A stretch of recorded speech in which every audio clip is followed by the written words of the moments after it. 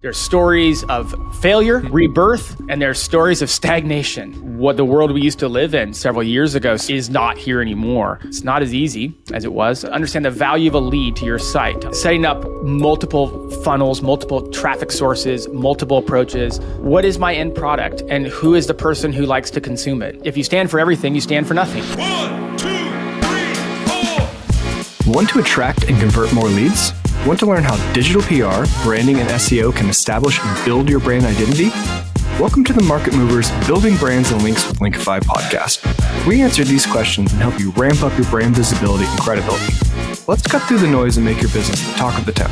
We're your hosts, Nick and Chris. Let's get this show on the road. Welcome to the Market Movers podcast. Today, I am delighted to be joined by Jared Bauman, CEO and co-founder of 201 Creative. Some of you may recognize his dulcet tones from the famous Niche Pursuits podcast, on which I've had the pleasure of being a guest. But today, we're fortunate to have him as a guest on our show. So welcome, Jared. Man, that's I've never heard that reference used to, I think by my voice, you really just mean the general podcast as a whole. It's good to be here. Thank you for having me, Nick, Chris. Good to see both of you. Thanks for having me. Jared, it's great to have you on.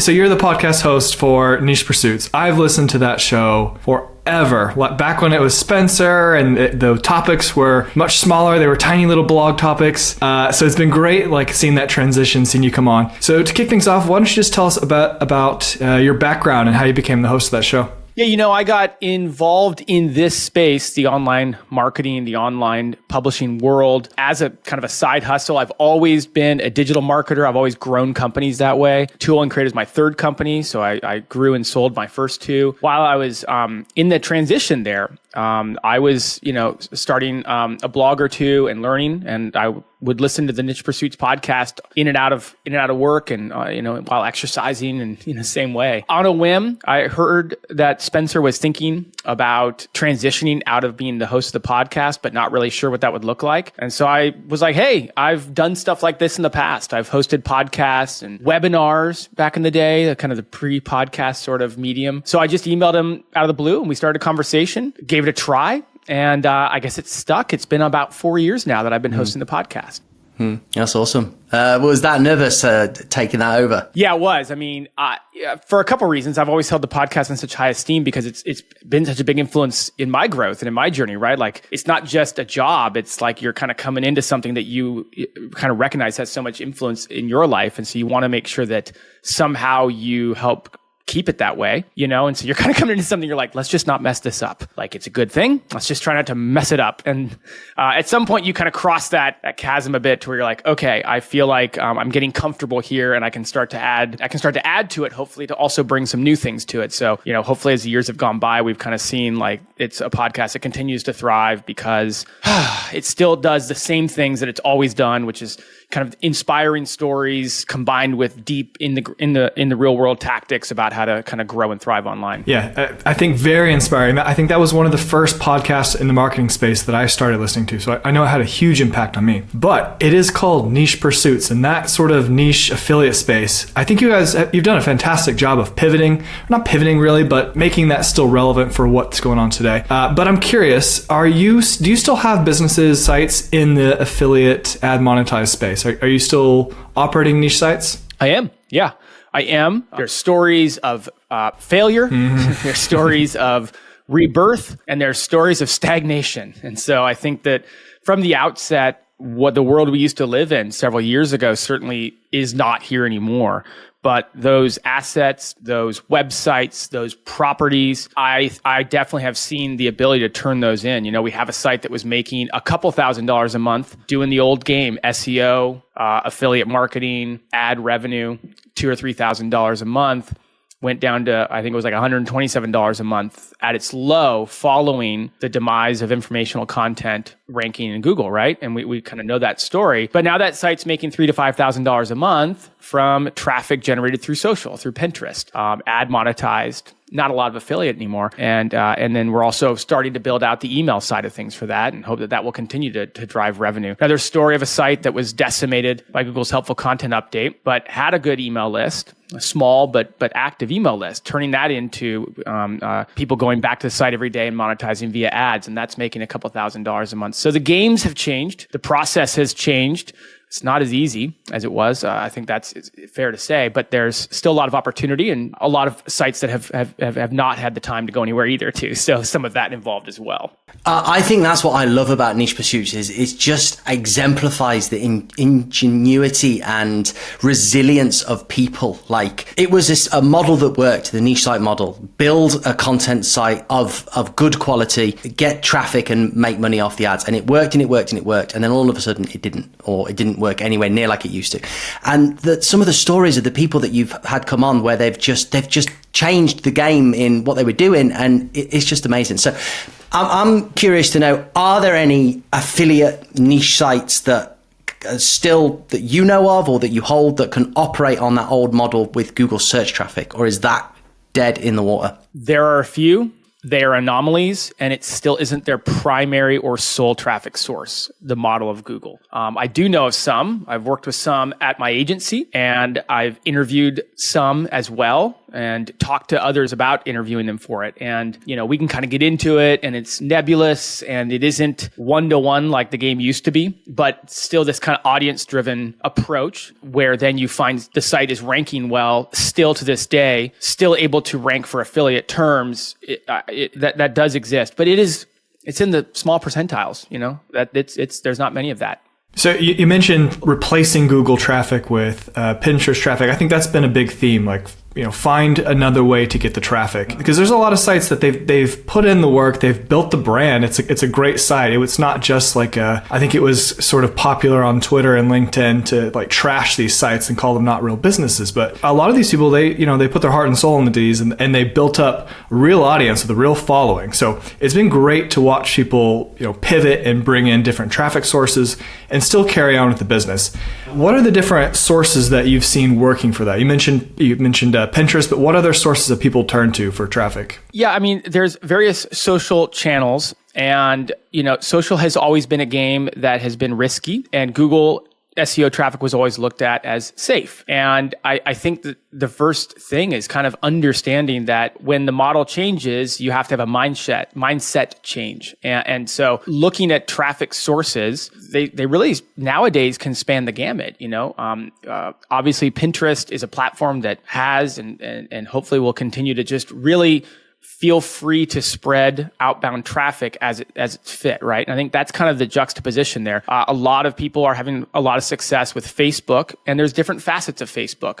Facebook's a little unique in that they have their program where they're paying people to kind of stay on the platform, but they also send a lot of outbound traffic. And then you also have the leverage of groups and different things like that. So there's a number of different ways to leverage Facebook. But then there's all sorts of other interesting methods to get traffic back to your site that go more on the paid side of things. I think a lot of people aren't looking at paid. Paid can be very lucrative if you figure out how to monetize a person and you understand how much they're worth to you, whether that's through ad revenue, through affiliate revenue, through getting them on your email list, selling them a digital product, a course, et cetera, et cetera, et cetera, right? And so I think this kind of brings us all the way back to what I do for a living, but it's more important now than ever to understand the value of a visitor, to understand the value of a lead to your site, to understand the different ways across that journey that they can be monetized and understand what that looks like. And all of a sudden now traffic takes on a new form because now you can start to look at different traffic sources differently. And you can even look into paid traffic to start to leverage what you know about your brand. Has this just leveled up the game and turned us into better business people then? It's not just write content, wait for it to rank, get traffic, earn money from ads. It's like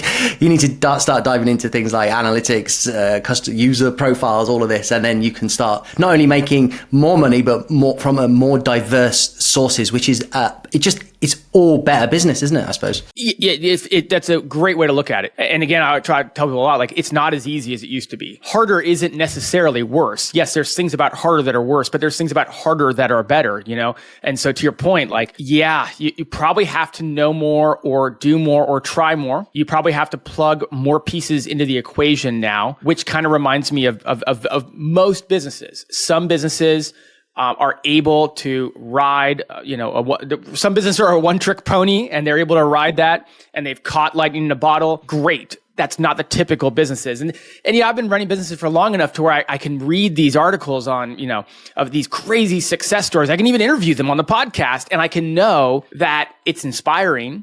There's so much to learn from those, but most of us run a pretty boring business day to day and it's a grind, and that's okay. That's what 99% of us need to do to grow the business. And yeah, it's a little bit more involved than perhaps this model we were talking about from 3, 4, 5, 10 years ago. Yeah.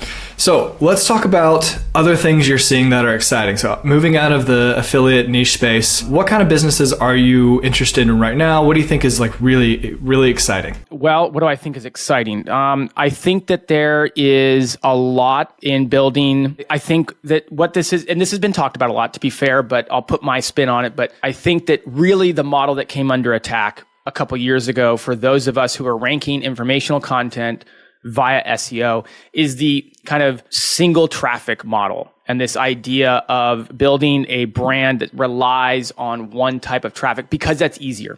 And that goes back to what I was saying. And so what do I consistently see working in talking to people, interviewing people? It's finding a funnel a process where it involves multiple stages and multiple sources, which means you're really going after an audience rather than going after a traffic source.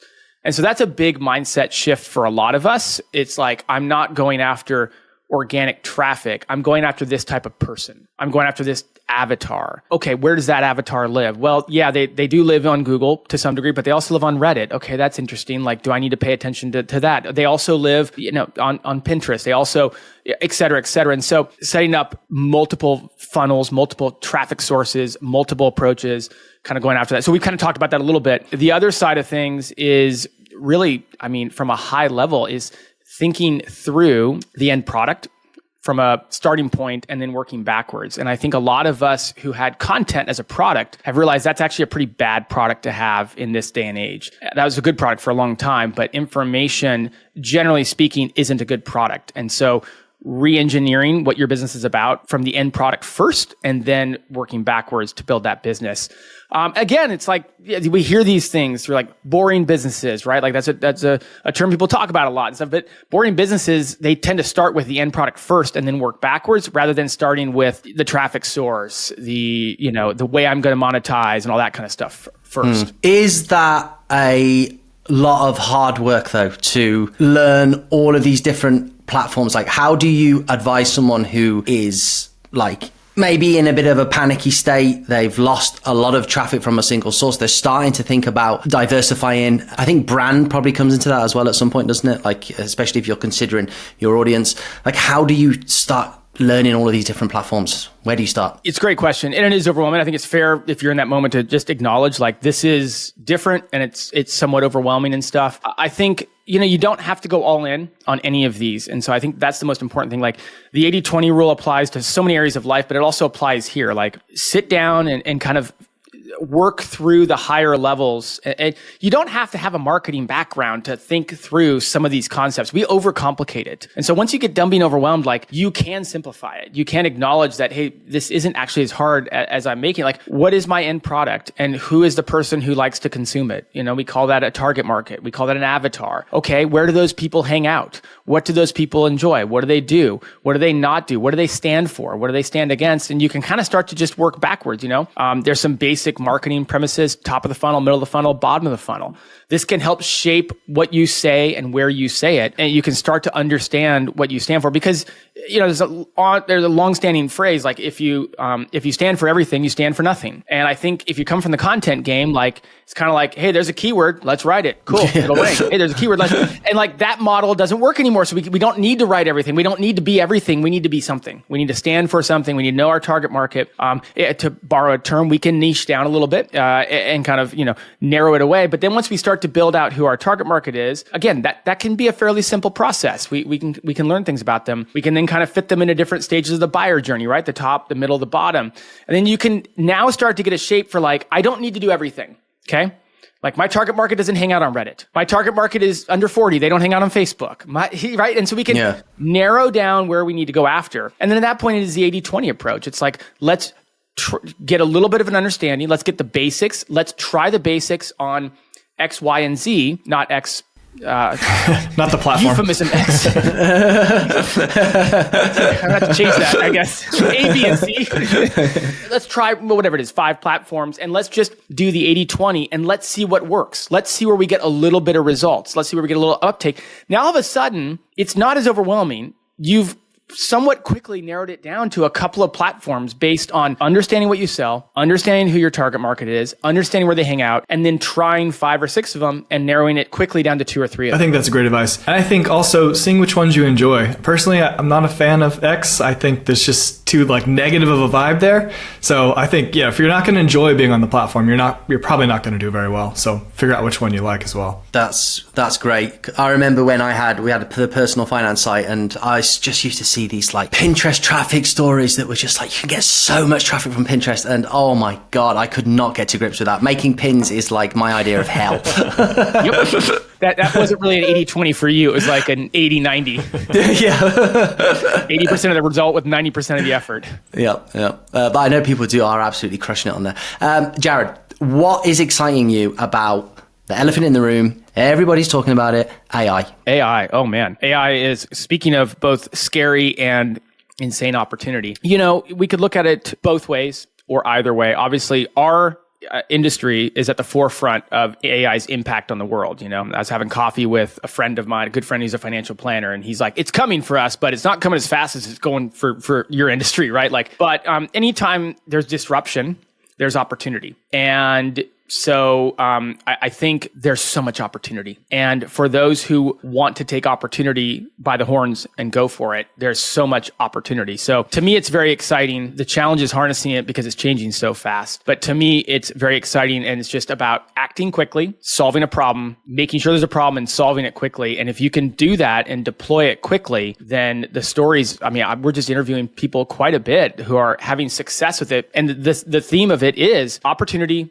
act quickly, learn as you go, continue to update and pivot with it. So it's very exciting. And we know from just business as it stands that opportunity exists in disruption. And this is clearly disrupting everything. So for those who have an appetite to act quick and pivot as you go, there's so much opportunity. And I think a lot of the hype and a lot of the stories out there are around like startups in the AI space. And there's certainly a lot of talk about implementing AI, but I feel like more of the content is at like the enterprise level, or it's around like very specific things. Like content was obviously the first one to come out, but then it's been about like SDRs and customer service. For us, we're just kind of figuring out where can we build things, where can we automate processes, and diving into that has been just really fascinating. We're finding things that okay, this is very inefficient. We're starting to build things that have really increased efficiency, getting better at our processes, and the end result is turning out to be a lot better. Are you guys building anything in-house? What are you doing on that front? What kind of results are you seeing? Yeah, great question. At our marketing agency, we now have an AI specialist on retainer. They are advanced AI engineer. And so they work on client projects every single day. We're running a lot of different things for clients, mostly, like you said, on the efficiency side of things, right? We're able to do the same things that we used to do, but now we are incorporating AI into them and optimizing along the way. And so it's able to make us more efficient. It's also able to make us better. I get a lot of questions from people maybe outside of the kind of online marketing world who are like, what does that mean? What does that look like? And, it hasn't really replaced humans yet in most of the tasks, but it's automated some of the tasks that stumble us or that make us slower or that we're more prone to errors. And so that's been the majority of how we're leveraging it, is our abilities internally to do our job either better or faster or with more accuracy. And then there's a lot of areas where it hasn't had much of an impact yet because the juice just isn't worth the squeeze yet. Like you could put all this effort in order to get a little bit of added value. And so I think that's really the hard part. Maybe you can agree or disagree, but knowing where it's going to help your business either internally or externally in leaps and bounds versus knowing where it's really going to only barely move the needle and it's not going to be worth the amount of work to implement or to adjust. I think that is spot on. I think hiring someone is a genius move. And I think all of these like AI boys on YouTube and stuff that are revealing these 50-step end-to-end automated workflows that like look insane. The sort of the skill, I think, especially for people like us, agency owners, small business owners, isn't like losing a weekend to see if you can get your Slack to automate a new sales call booking and you've lost 2 days to figuring this stuff out. It's figuring out what can you use AI for in your business, what's going to save money, make clients happier, improve efficiencies. So I think hiring someone is a genius move, and I completely agree with everything. That's because he spent 2 days building that Slack thing you mentioned. But it works. Yeah. It works.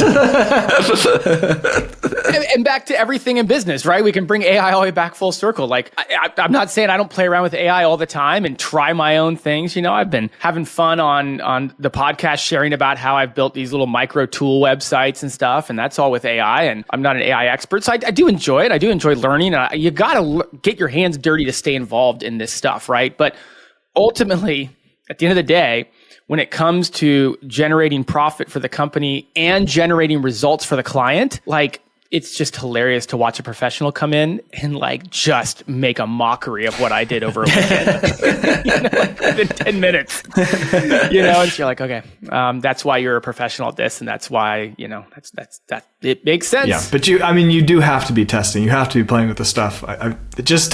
If nothing else, to kind of understand what is and what isn't possible. If you are making requests to this person on your team, and they're saying like, where did you come up with that? That's not even possible.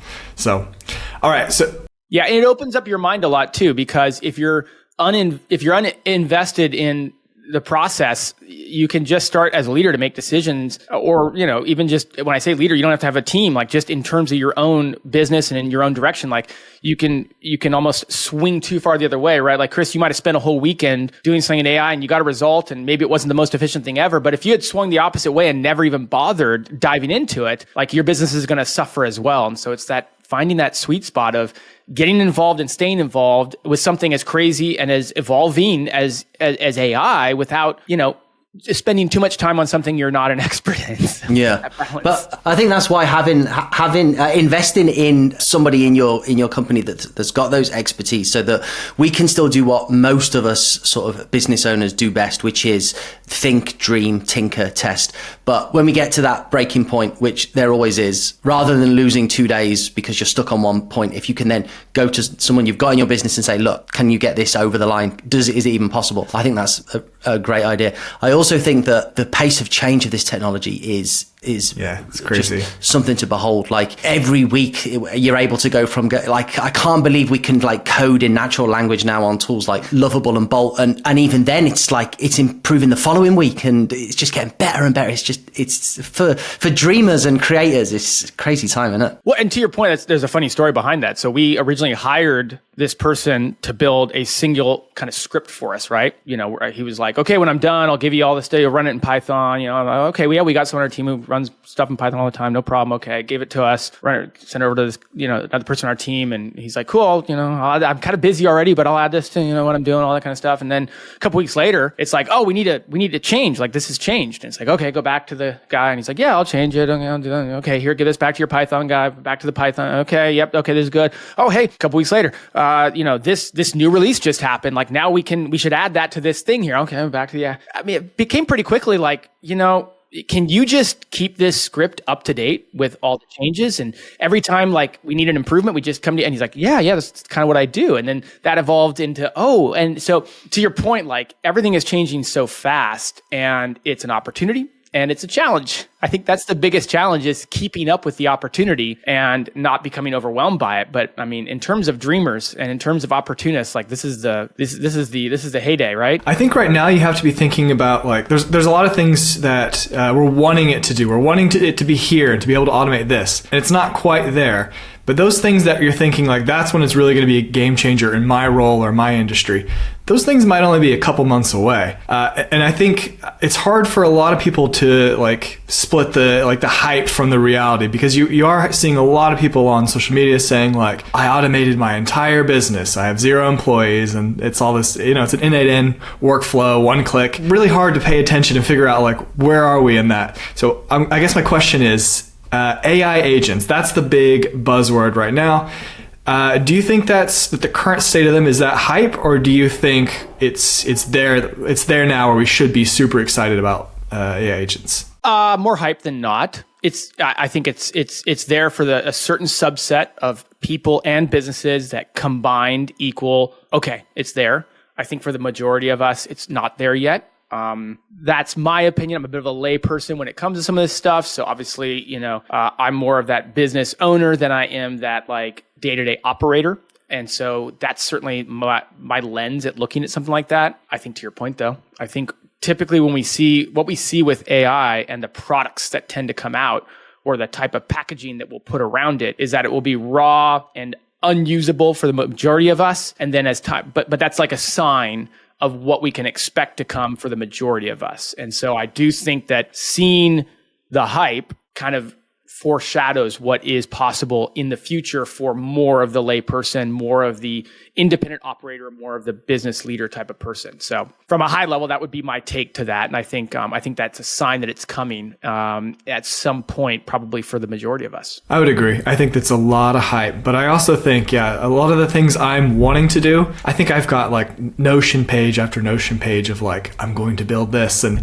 it's just like, what I'm wanting to do isn't quite available yet, at least at my technical level, but it's soon. So I think being ready, because when something like a new update rolls out or new tool comes out, there are people who act immediately, and maybe they launch a new business, maybe they launch a new opt-in that drives new subscribers. So I think just thinking through that, what's coming, and then when it's ready, you already know what you want to build, you can move quickly. This kind of reminds me, like I'm actually my 25th year of running business and being an entrepreneur, which don't do the math because that'll tell you how old I am, and we don't need to talk about that. But what it does, this time period does remind me, like historically, I've kind of learned about how I am as a business owner, how I am as an entrepreneur, how I like to act, how I like to think.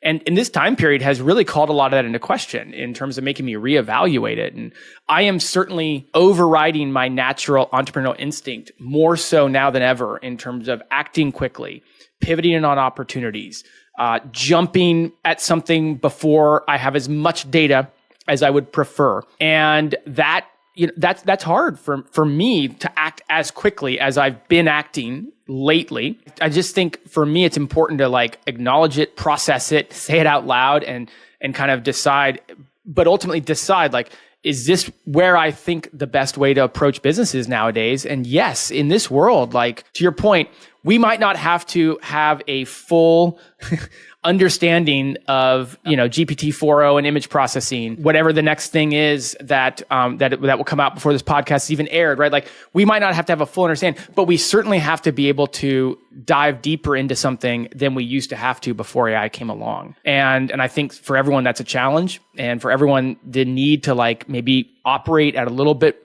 more rapid of a pace in their business, that maybe AI agents isn't here for your business yet, right? It hasn't arrived to where it makes sense, but the need for operating a little bit quicker and making decisions a little bit faster and maybe pivoting a little quicker it probably is here for your business. And I think that's the bigger point I keep walking away from with all this. Yeah, I think that's a really good point. I also think as well, it can be like exceptionally overwhelming, especially if you do a lot of social media scrolling, to the point of feeling like quite pressurizing that like you've got to get into AI. It's just everywhere. And you can probably feel that pressure as a business owner. But to go back to what you said earlier, a boring business isn't a bad business, is it? It's, if you're running a boring business, then you're running a good business. But yeah, having that, keeping your eye out, testing, looking where it could go, but not feeling the pressure of that overwhelm, I think is probably a good tactic. Okay. Jared, are you currently with your AI hire, building anything awesome that you can share the details about with us? Am I currently building anything awesome that I can share the details about? We are doing things I can't share about that are awesome. I'm trying to think of... I'll take it right back to what you're talking about. Like everything we're doing is internal and it's boring. That's good. And that's what makes it so exciting.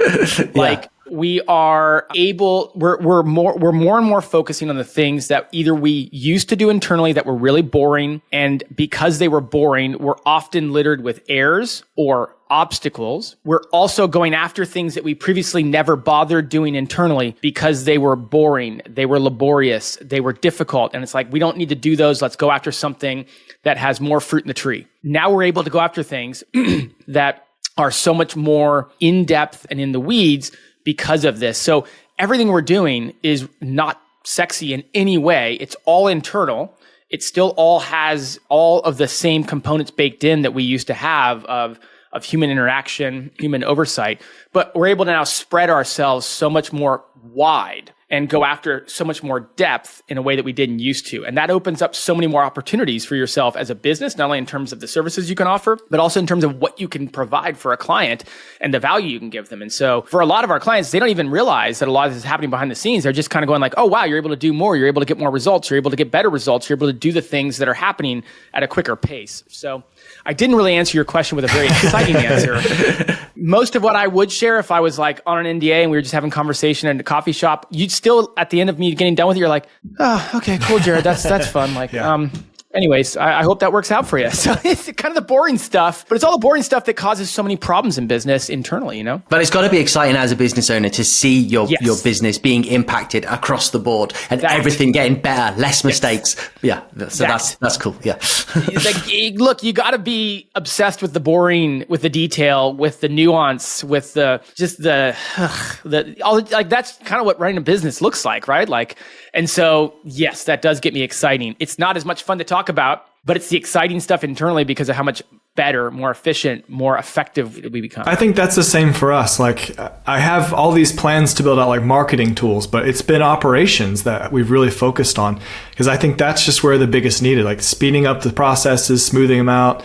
So we're going to try some really interesting things that I think will be like have a pretty large impact, but just from like smoothing operations point of view, it's been phenomenal. Going all the way back to Chris, what you said, like so many of the business owners you talk to, at least that I talk to, and I'm only representative of my own little world, but Nick, to what you have talked about and alluded to, like AI's biggest impact in your business has been more on the operational side of things. And yet if you go, doom scroll over on X, it's all these marketing products that are getting announced and all this stuff. And you're like, man, am I missing the boat? And by the way, maybe I am, maybe we are, but certainly I'm in my sweet spot when we're currently using it to really allow us to do more internally and then thus allow us to do more for our clients and then thus allow us to take on more clients and thus and thus and thus. And so, just going back to what Chris said, like the permission to analyze where it's going to be best for your business, make a decision. It doesn't necessarily have to be the thing that is buzzworthy and viral on X. It doesn't necessarily have to be the sexy thing that when you get asked on a podcast about it, you don't have a sexy answer. Like it's okay if you're able to implement this stuff in your business in a way that is making you stronger and it's not necessarily the thing that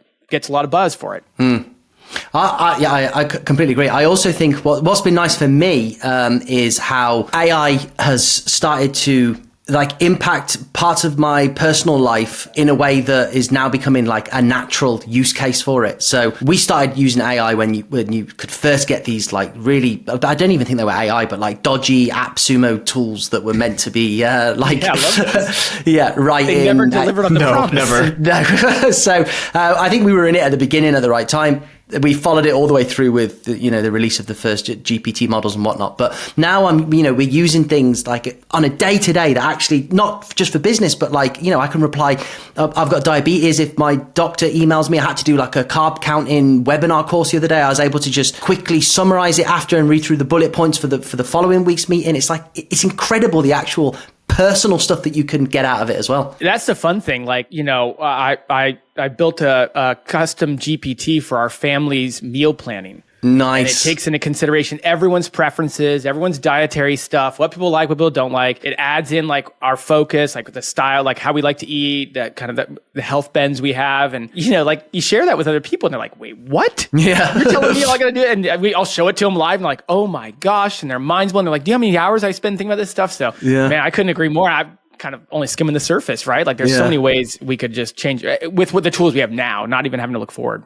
Yeah, that's brilliant. That's a really good idea. Okay, Jared, I think we should wrap it up there because I'm not sure what's happening with Nick, my co-host who seems to be frozen. Jared, where can people find you if they want to connect with you? Yeah, so Niche Pursuits Podcast is where a lot of you might know me. We release podcasts a couple times a week. That's a great place to stay connected with what's going on in the industry. If you're a business owner, I mean, that's what I do. That's what I do most of the time. That's what I do for the majority of my day, and that's at 201creative.com. Feel free to reach out. Love talking with business owners. Love talking about how we can help, kind of grow your clientele through a variety of different marketing sources. That's awesome. And just lastly, are you going to any more conferences this year? Oh man, that's so funny you brought that up. I was just talking about that. I hope to. It's not on the docket right now though. I went to 4 or 5 last year and I got it. No, not at this point, but yeah, I'm considering which ones I need to go to. I went to a couple last year and I'm looking at going to a few of them again this year. So okay, well, we had the pleasure of seeing you speak in York, I think it was last year, and you were fantastic. So if you ever see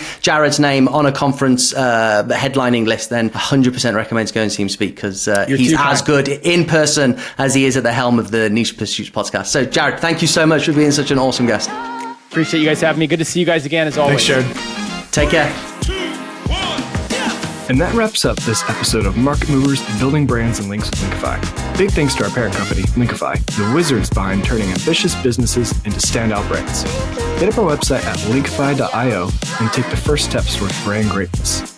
Big shout out to Fame for making this podcast possible. Thanks for listening, folks. Stick around for more insights in our next episode. Catch you later.